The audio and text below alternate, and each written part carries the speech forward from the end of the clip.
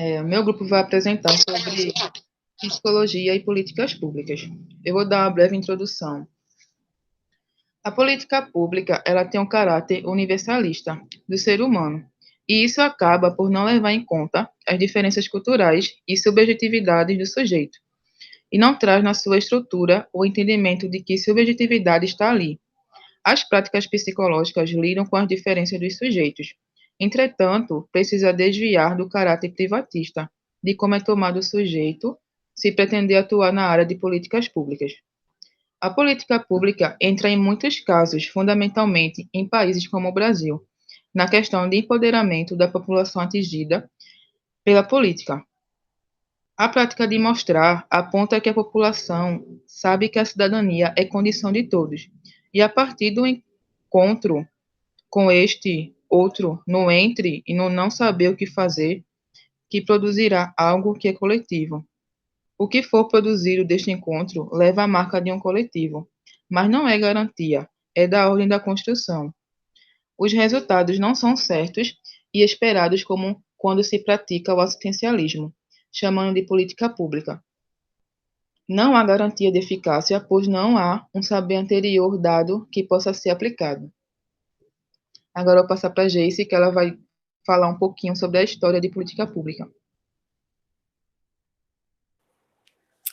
Oi, gente. Oi, professor. Vou falar um pouco sobre a história da política pública, como o Bia falou. Vou falar sobre a origem da expressão. Bom, as palavras nem sempre têm explicações óbvias e nem ligações históricas. No caso da expressão políticas públicas, seus antecedentes são anglo-saxões distintas, que são políticas, politics e policy. Mas no Brasil usamos a palavra política para vários sentidos e suas variações, como a política federal, política municipal, política pública. E no século XV e XVI foram encontradas 3 antecedentes para a noção policy. Um se origina de polis, administração civil, policie, orientação, postura sobre algo, a pólice de seguro, e policy, algo levado a sério como, por exemplo, um contrato. Esses censos mais comuns começou a aparecer na área acadêmica no século XX, e análises de ações governamentais, sempre no mesmo sentido geral, descritivas e documentos, sem ser algo central ou profissional, né? Após a Segunda Guerra Mundial, que as palavras passaram a ser mais usadas e serem vinculadas a áreas de planejamento públicos, pesquisas operacional e sistema de governo, mas na década de 70, que o seu uso se espalhou pelas organizações governamentais nos Estados Unidos e no Reino Unido. Nessa época, as diferentes formas do Estado de bem-estar social também se tornaram dominantes. Apesar das ascensões do termo e seus estudos serem evidenciados nesse período, não foram as políticas públicas que alavancou o estado do bem-estar social. Ao contrário, as investidas para o avanço em relação à criação de novas organizações e serviços foram anteriores a esse período. Vou falar um pouquinho no Brasil. E é bom frisar essa informação que não foi, a relação do avanço não foi quando começou o boom a ser falado sobre as políticas, a expressão...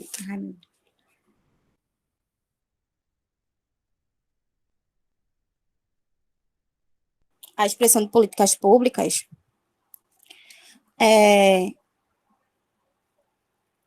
aconteceu totalmente diferente aqui no Brasil do que foi na Europa.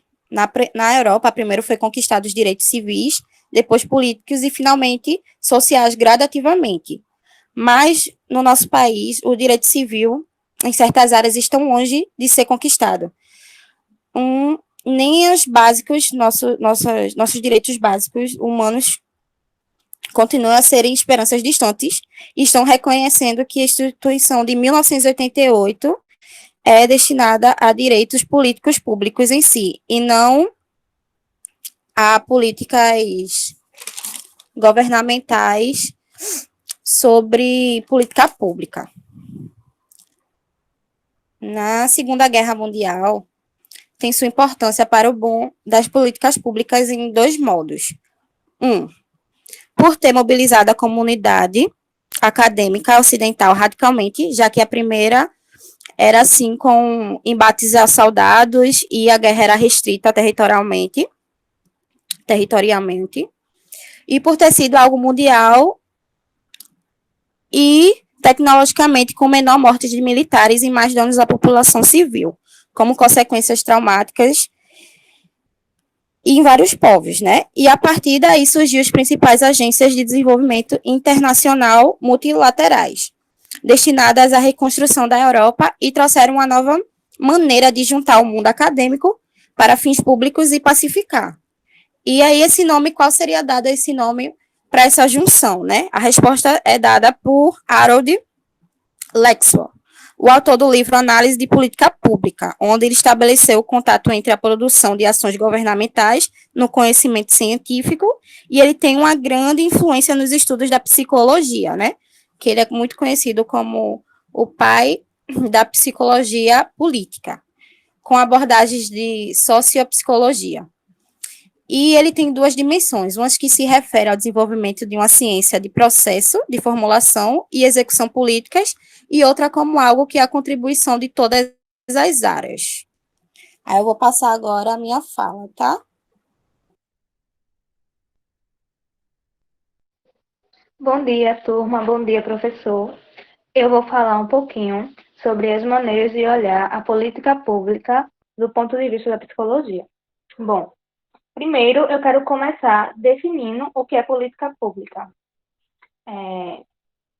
Em uma definição geral, política pública são conjuntos de ações, programas, decisões e tal, tomadas pelos governos, que têm como objetivo principal garantir os direitos dos cidadãos, em âmbitos como educação, saúde, entre outros.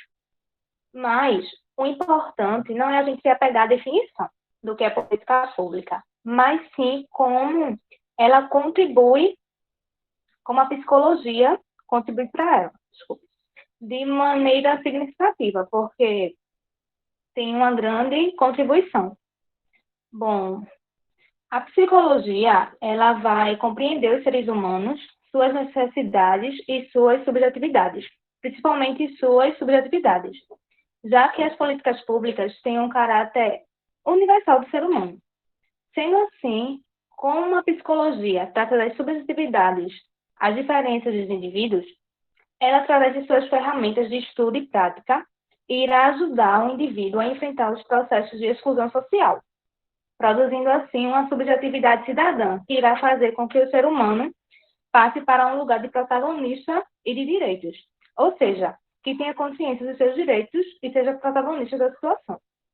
Agora, eu vou ler um trecho do livro que diz assim: sendo assim, os psicólogos e psicólogas podem atuar nas políticas públicas, trabalhando em serviços públicos ou pela ação avocatória em relação ao seu conteúdo.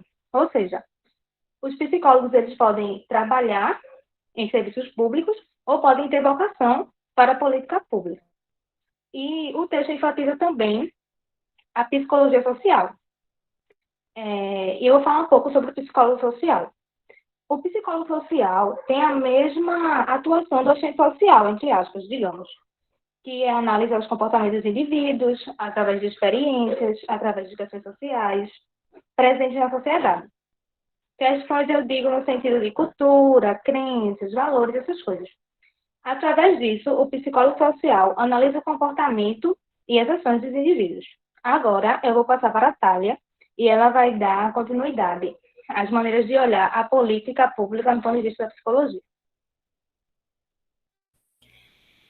Oi, gente, vou dar continuidade à fala da Joyce. Vou falar um pouco sobre a psicologia social e suas atribuições.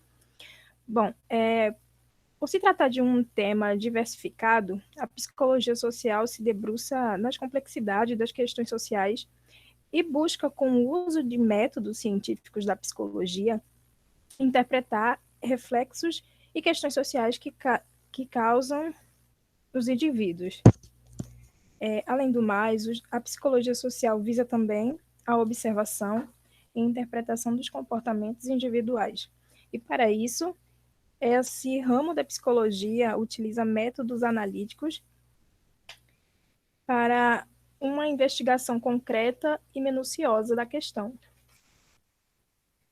Por isso, no momento da interpretação, o psicólogo usa alguns elementos sociais para serem levados em consideração, como nossas crenças, valores, culturas e até mesmo certos preconceitos que os indivíduos possuem, como Joyce já tinha enfatizado algumas questões. Com isso, observamos que a psicologia social não é imparcial, pois tudo ao nosso redor é utilizado como indícios para análise do comportamento. Outro ponto que vale a pena dar importância é a participação do psicólogo social na área da saúde, porque esse profissional tem sido de extrema importância para a evolução e desenvolvimento no ramo da saúde pública no país. Agora eu vou falar um pouco sobre a política pública e suas questões. Bom, outro ponto importante é que criou-se uma noção de que a seriedade das políticas públicas se daria em apenas governo altamente democrático. No entanto, essa é uma expressão totalmente equivocada, porque se sabe que a relação entre o Estado e sociedade nem sempre aconteceram de maneira recíproca. Outro fator que colaborou para a grande significância da atribuição da expressão da linguagem em política pública foi devido à historicidade da ação e à efetividade das políticas públicas. Agora eu vou falar um pouco sobre a necessidade das políticas públicas e sua atuação. Nesse sentido, a necessidade das políticas públicas e a sua atuação se deu devido às múltiplas questões sociais presentes no meio social. Por esse motivo, houve uma enorme necessidade da elaboração ou criação de conjuntos de iniciativas que englobassem toda a população e suas necessidades fossem atendidas. Por isso, o intuito de promover resolução para diversas questões presentes na sociedade possibilitou a carência de um interventor que colocasse essas práticas políticas em sociedade. E assim eu passo a minha fala.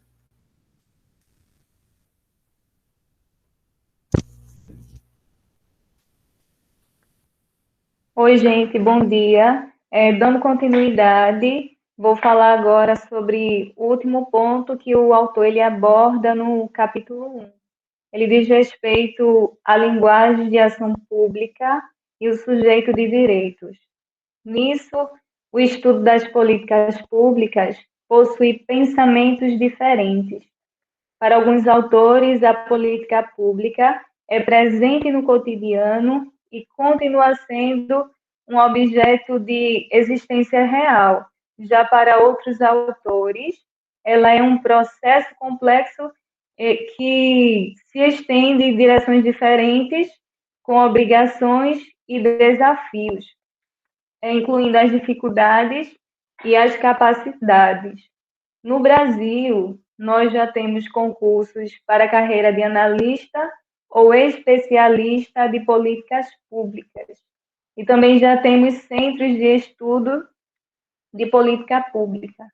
Esses novos profissionais, eles irão atuar, de preferência, junto às secretarias de educação, saúde, segurança pública e também na administração de penitenciárias. Ainda no Brasil, não foram as políticas públicas que produziram as principais mudanças no cenário público, e sim as linguagens de protesto, de mobilização, de confronto, e através disso o governo se colocou com o agir público para as mudanças no cenário social. A expressão ela penetra com forte importância de forma tardia já no final da década de 90, sendo criado pouco a pouco os programas sociais, como o Bolsa Família, a Bolsa Família, melhor dizendo, que a princípio era o Bolsa Escola, e também o SUS. Em diversas áreas de atuação, o Estado chegou muito depois de outras organizações e associações, algumas dessas filantrópicas, algumas religiosas e outras através da linguagem das comunidades locais que usaram e que usam quando criam seus próprios serviços e buscam soluções coletivas para as questões do dia a dia, como afirma o autor.